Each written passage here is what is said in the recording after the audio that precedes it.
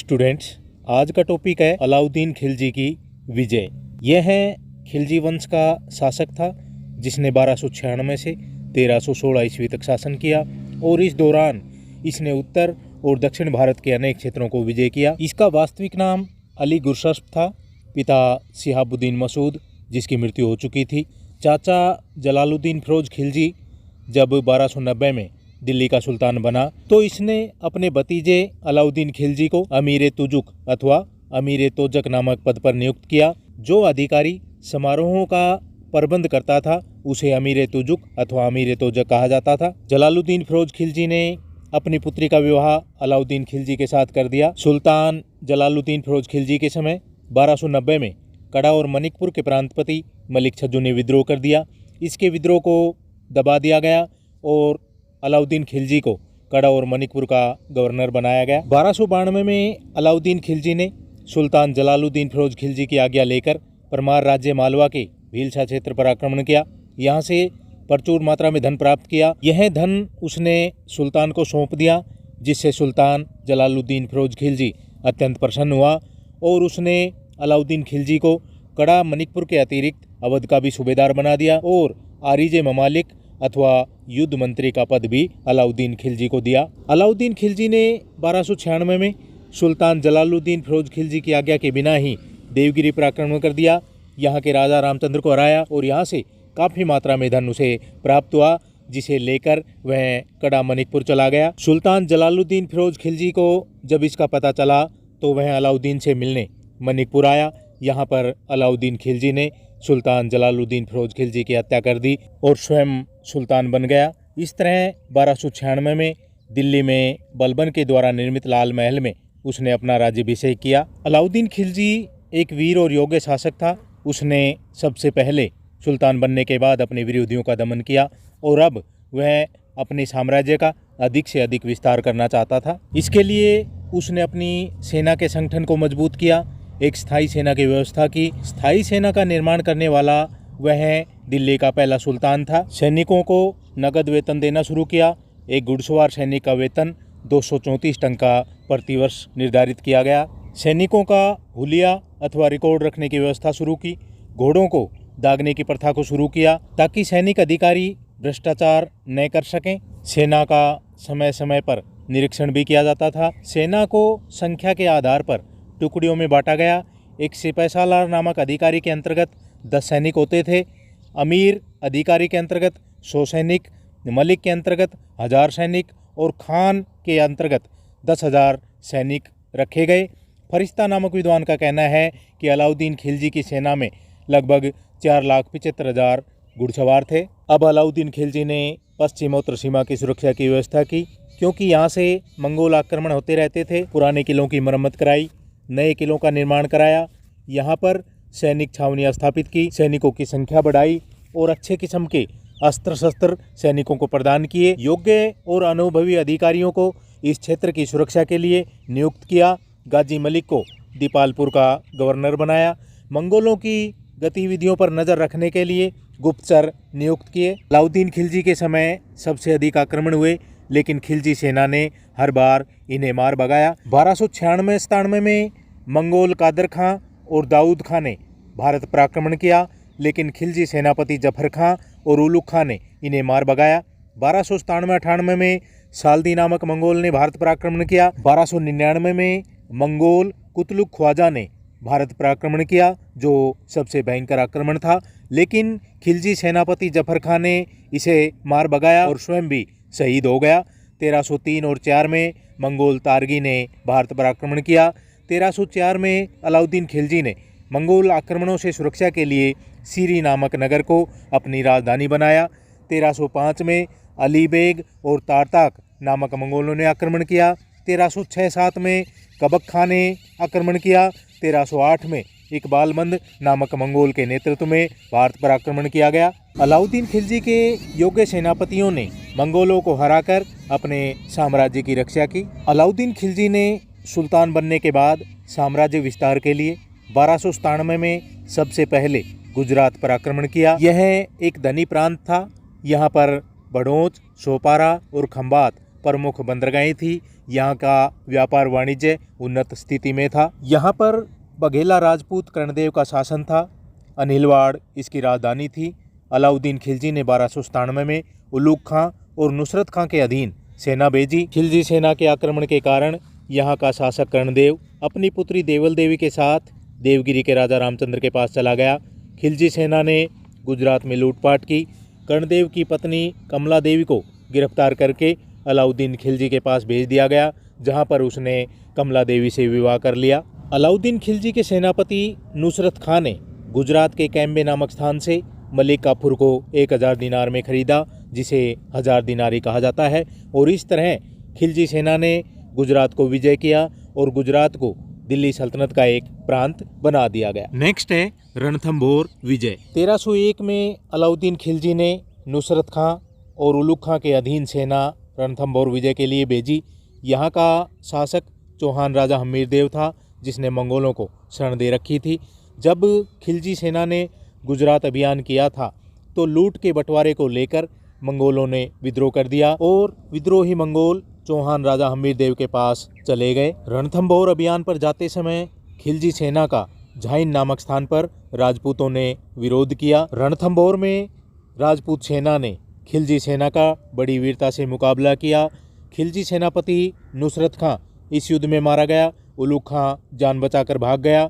अब अलाउद्दीन खिलजी स्वयं रणथंभौर गया, लेकिन वह भी लंबे समय तक इस पर अधिकार नहीं कर सका। अब अलाउद्दीन खिलजी ने हमीरदेव के सेनापति रणमल को लालच देकर अपनी तरफ मिलाया, जिस कारण रणथंभौर पर खिलजी सेना का अधिकार हो गया। चौहान शासक हमीरदेव और उसके परिवार की हत्या कर दी गई। चौहान शासक हमीरदेव के धोखेबाज सेनापति रणमल को भी मौत के घाट उतार दिया गया। हमीरदेव की पत्नी रंगदेवी के साथ अनेक राजपूत स्त्रियों ने जोहर करके अपने सम्मान की रक्षा की। बताया जाता है कि अमीर खुसरो इस समय अलाउद्दीन खिलजी के साथ था और उसने अपनी पुस्तक खजाइन उल फुतू अथवा तारीख अलाई में इस जोहर का वर्णन किया है, जो फारसी साहित्य में जोहर का पहला वर्णन है। अब राज्य पर दुश्मन का अधिकार हो जाता था, सैनिक और राजा शहीद हो जाते थे, तो उनकी स्त्रियां अपने सम्मान की रक्षा के लिए चिता तैयार करती थी, उसमें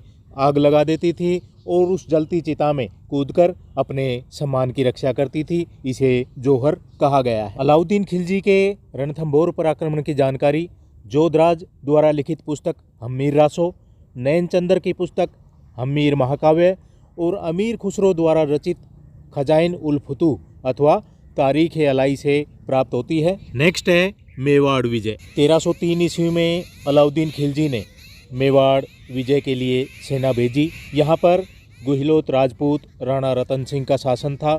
अलाउद्दीन खिलजी मेवाड़ पर अधिकार करके अपने साम्राज्य का विस्तार करना चाहता था। यह भी कहा जाता है कि राणा रतन सिंह की पत्नी पद्मावती अथवा पद्मिनी अत्यधिक सुंदर थी। अलाउद्दीन खिलजी उसे किसी भी कीमत पर प्राप्त करना चाहता था, इसलिए उसने मेवाड़ पर आक्रमण किया। राणा रतन सिंह और उसके 2 योग्य सेनापतियों गोरा और बादल ने खिलजी सेना का बड़ी वीरता से मुकाबला किया, लेकिन ये शहीद हो गए। राणा रतन सिंह की पत्नी पद्मिनी अथवा पद्मावती ने हजारों दासियों के साथ जोहर कर लिया और इस तरह से अपने सम्मान की रक्षा की। अलाउद्दीन खिलजी ने चित्तौड़ पर अधिकार कर लिया। चित्तौड़ को इससे पहले कोई भी सुल्तान विजय नहीं कर पाया था। अपने पुत्र खिजर खां को यहाँ का प्रशासक बनाया और चित्तौड़ का नाम बदलकर खिजराबाद कर दिया, लेकिन राजपूतों के विरोध के कारण खिजर खां को 1311 ईस्वी में यहाँ से भागना पड़ा। अब अलाउद्दीन खिलजी ने मालदेव को यहाँ पर अपना प्रतिनिधि नियुक्त किया। नेक्स्ट है मालवा विजय। अलाउद्दीन खिलजी ने 1305 ईस्वी में मालवा पर अधिकार करने के लिए मुल्तान के सूबेदार आइन उल मुल्क के अधीन सेना भेजी। यहाँ का शासक महलक देव खिलजी सेना का सामना नहीं कर सका, वीरगति को प्राप्त हो गया। अनेक क्षेत्रों पर खिलजी सेना ने अधिकार कर लिया और अलाउद्दीन खिलजी ने आइन उल मुल्क को मालवा का सूबेदार बना दिया। नेक्स्ट है सिवाना विजय, जो मारवाड़ का राज्य था। यहाँ पर अधिकार करने के लिए अलाउद्दीन खिलजी ने 1308 में सेना भेजी। यहाँ पर शीतलदेव का शासन था, जो खिलजी सेना का सामना नहीं कर सका। राजपूत बड़ी वीरता से लड़े, लेकिन सफल नहीं हो सके। जोधपुर के संस्कृत शिलालेख में कहा गया है कि अलाउद्दीन के देवतुल्य शौर्य से पृथ्वी अत्याचारों से मुक्त हो गई। नेक्स्ट है जालोर विजय। इस पर अधिकार करने के लिए 1311 ईस्वी में अलाउद्दीन खिलजी ने सेना भेजी। यहाँ का शासक कानरदेव था। बताया जाता है कि पहले इसने अलाउद्दीन खिलजी की अधीनता स्वीकार कर ली थी, लेकिन बाद में स्वतंत्रता की घोषणा कर दी। कानरदेव प्रबंध नामक पुस्तक से पता चलता है कि कानरदेव का पुत्र वीरमदेव अलाउद्दीन खिलजी की पुत्री फिरोजा से प्रेम करता था। इस बात से चिढ़कर उसने जालोर पर आक्रमण किया। अलाउद्दीन खिलजी ने इस पर आक्रमण करने के लिए कमालुद्दीन गुर्ग के नेतृत्व में सेना भेजी। राजपूत बड़ी वीरता से लड़े, लेकिन खिलजी सेना ने जालोर पर अधिकार कर लिया। अलाउद्दीन खिलजी ने उत्तर भारत के इन क्षेत्रों को विजित करके प्रत्यक्ष रूप से अपने साम्राज्य में शामिल कर लिया। इन विजयों के द्वारा अलाउद्दीन खिलजी की शक्ति बढ़ गई। अब वह सिकंदर की तरह विश्व विजय करना चाहता था, नया धर्म चलाना चाहता था, लेकिन दिल्ली के कोतवाल अलाउल मुल्क के कहने पर इन दोनों योजनाओं को उसने त्याग दिया। नेक्स्ट है अलाउद्दीन खिलजी की दक्षिण भारत की विजय। यह दिल्ली सल्तनत का पहला सुल्तान था जिसने दक्षिण भारत के राज्यों को जीतने का प्रयास किया। विंध्याचल पार करने वाला भी यह प्रथम सुल्तान था। इसके समय दक्षिण भारत में 4 राज्य थे। देवगिरी में यादव वंश, तेलंगाना में काकतीय वंश, द्वार समुद्र में होयसल वंश और मदुरा में पांड्य वंश के शासकों का शासन था। ये चारों राज्य आर्थिक रूप से संपन्न थे, धन धान्य और सोना चांदी से भरपूर थे। इससे पहले यह क्षेत्र विदेशी आक्रमणों से सुरक्षित रहा। विदेशी यात्री मार्को पोलो और फरिश्ता ने यहाँ की धन संपत्ति के बारे में उल्लेख किया है। फरिश्ता लिखता है कि दक्षिण में गरीब से गरीब व्यक्ति भी सोने के आभूषण पहनता है और सोने चांदी के बर्तनों में भोजन करता है। इस अपार धन संपत्ति को प्राप्त करने के लिए अलाउद्दीन खिलजी ने यहाँ पर आक्रमण किए। देवगिरी दक्षिण भारत का पहला राज्य था जहाँ पर अलाउद्दीन खिलजी ने आक्रमण किया। अलाउद्दीन खिलजी ने अपने चाचा जलालुद्दीन फिरोज खिलजी के समय 1296 में देवगिरी पर आक्रमण किया था, जब वह कड़ा और मणिकपुर का प्रांतपति था। यहाँ के राजा रामचंद्र को हराकर उसने यहाँ से काफ़ी मात्रा में धन प्राप्त किया और रामचंद्र ने इसे प्रतिवर्ष कर देना स्वीकार किया था, लेकिन रामचंद्र ने 1303 में कर देना बंद कर दिया। और दूसरा कारण यह भी था कि गुजरात के राजा कर्णदेव और उसकी पुत्री देवल देवी को देवगिरी के राजा रामचंद्र ने शरण दे रखी थी। अलाउद्दीन खिलजी ने देवगिरी को विजय करने के लिए अपने सेनापति मलिक काफूर और अल्प खां के नेतृत्व में सेना भेजी। खिलजी सेना ने देवगिरी के राजा रामचंद्र को पराजित किया और गुजरात का शासक कर्णदेव, जो अपनी पुत्री देवल देवी के साथ यहाँ शरण लिए हुए था, खिलजी सेना ने देवल देवी को दिल्ली भेज दिया, जहाँ पर अलाउद्दीन खिलजी के पुत्र खिज्र खां के साथ उसका विवाह कर दिया गया। रामचंद्र को दिल्ली लाया गया, उसका सम्मान किया गया, उसे राय रायन की उपाधि दी गई, 1 लाख टंके दिए गए, चंदोबा भेंट किया गया और नवसारी का जिला उसको दे दिया गया। और बदले में रामचंद्र ने प्रतिवर्ष एलिचपुर क्षेत्र की आय खिलजी दरबार में भेजने का वादा किया। इस तरह अलाउद्दीन खिलजी की सेना ने 1307 ईस्वी में देवगिरी को विजय किया। नेक्स्ट है तेलंगाना विजय। यहाँ पर काकतीय वंश के शासक प्रताप रुद्रदेव का शासन था। इसकी राजधानी वारंगल थी। यह राज्य भी विदेशी व्यापार के कारण काफ़ी समृद्ध था। 1309 ईस्वी में अलाउद्दीन खिलजी के सेनापति मलिक काफूर ने यहाँ पर आक्रमण किया। यहाँ के शासक प्रताप रुद्रदेव को हराया। प्रताप रुद्रदेव ने जब महसूस किया कि इन पर विजय प्राप्त नहीं की जा सकती, तो अपनी सोने की मूर्ति बनवाई, जिसके गले में जंजीर डाली और मलिक काफूर के पास उसे भिजवा दिया, जिसका अर्थ यह था कि प्रताप रुद्र ने आत्मसमर्पण कर दिया है। यहाँ से मलिक काफूर को अत्यधिक मात्रा में धन मिला और यहीं से कोहिनूर हीरा भी उसे प्राप्त हुआ। बताया जाता है कि जिस समय मलिक काफूर तेलंगाना की राजधानी वारंगल पर आक्रमण करने के लिए जा रहा था, तब देवगिरी के शासक रामचंद्र ने उसकी सेना के लिए आवश्यक वस्तुओं को बाजार में उपलब्ध कराने की आज्ञा दी थी। नेक्स्ट है द्वार समुद्र विजय। यह वर्तमान कोंकण और मैसूर के क्षेत्र में विस्तृत था। यहाँ पर होयसल वंश के शासक वीर बल्लाल तृतीय का शासन था और द्वार समुद्र इनकी राजधानी थी। 1310 में खिलजी सेना ने यहाँ पर आक्रमण किया और इस आक्रमण के समय देवगिरी के राजा रामचंद्र ने भी खिलजी सेना का साथ दिया। वीर बल्लाल तृतीय बड़ी वीरता से खिलजी सेना से लड़ा, लेकिन उसे हार का सामना करना पड़ा और 1311 में खिलजी सेना का इस पर अधिकार हो गया। खिलजी सेना ने यहाँ पर लूटपाट की, मंदिरों को तोड़कर मस्जिदें बनवाई। वीर बल्लाल तृतीय ने अलाउद्दीन खिलजी की अधीनता स्वीकार कर ली। खिलजी ने उसका सम्मान किया और खिलत, एक मुकुट, एक छत्र और 10 लाख टंके उसे उपहार स्वरूप दिए। इसने मलिक काफूर के माबर अभियान में खिलजी सेना की सहायता की। नेक्स्ट है मदुरा विजय। यहाँ पर पांड्य वंश का शासन था। यहाँ के शासक कुलशेखर की मृत्यु हो चुकी थी। इसके 2 पुत्र सुंदर पांडे और वीर पांडे गद्दी प्राप्त करने के लिए आपस में लड़ रहे थे। सुंदर पांडे ने पिता की हत्या की थी। अमीर खुसरो कहता है कि सुंदर पांडे कुलशेखर का वैध पुत्र था और वीर पांडे उसका अवैध पुत्र था। दोनों गद्दी पर अधिकार करना चाहते थे। दोनों के इस आपसी संघर्ष के कारण पांड्यों की शक्ति कमजोर हो गई। वीर पांडे ने गद्दी पर अधिकार कर लिया।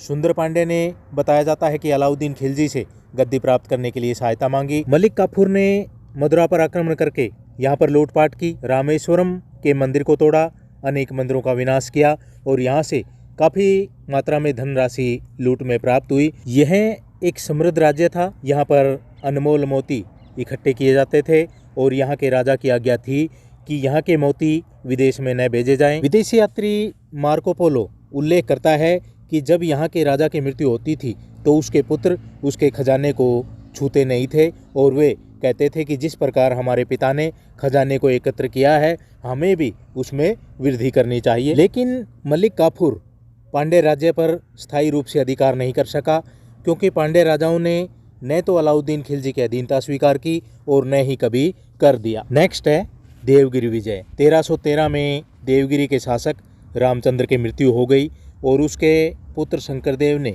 अलाउद्दीन खिलजी की अधीनता स्वीकार करने से इनकार कर दिया, जो कि पहले ही देवगिरी को विजय किया जा चुका था।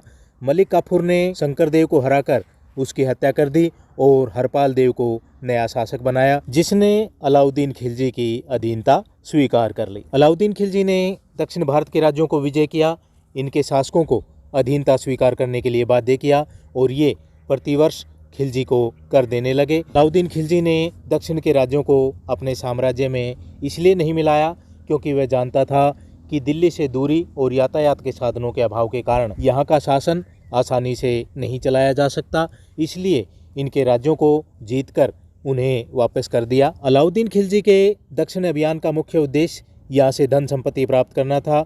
इन अभियानों से उसे अत्यधिक मात्रा में धन प्राप्त हुआ। अलाउद्दीन खिलजी की दक्षिण विजय स्थायी नहीं रह सकी, क्योंकि जैसे ही खिलजी सेना दक्षिण से दिल्ली की तरफ कूच करती थी तो यहाँ के शासक खिलजी राज्य की अवहेलना करने लगते थे और स्वतंत्र होने का प्रयास करते रहते थे। इस तरह अलाउद्दीन खिलजी ने भारत के अनेक क्षेत्रों को विजय करके अपने साम्राज्य का विस्तार किया। उसके साम्राज्य में प्रत्यक्ष रूप से सिंध, पंजाब, उत्तर प्रदेश, राजपूताना, मध्य प्रदेश और गुजरात शामिल थे, जबकि दक्षिण भारत के राज्य उसकी अधीनता स्वीकार करते थे। अलाउद्दीन खिलजी के इन विजय अभियानों से अलाउद्दीन खिलजी के साम्राज्य का विस्तार हुआ और दक्षिण में इस्लाम का प्रभाव बढ़ा, मुस्लिम सभ्यता और संस्कृति का विस्तार हुआ। तो स्टूडेंट्स, ये थी अलाउद्दीन खिलजी की विजय अथवा अलाउद्दीन खिलजी का साम्राज्य विस्तार। Thank you.